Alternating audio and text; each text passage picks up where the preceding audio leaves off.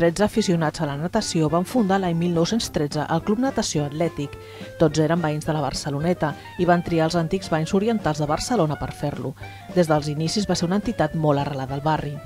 Y tiene ese gran arraigo por una necesidad social, porque en las casas del barrio no hay duchas y mucha de la gente se hace por tener ese servicio que además ellos aprovechan para desarrollar todo el tema de la natación, el waterpolo.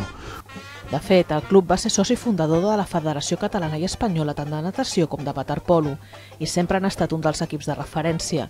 Arran de les obres olímpiques, l'Ajuntament enderroca els antics banys orientals i de Sant Sebastià i construeix l'equipament actual on s'instal·len l'any 1995 els clubs Atlètic i Barceloneta. Esta fusión se produce básicamente por toda la remodelación de la fachada marítima y negociamos con el ayuntamiento el venir a esta instalación.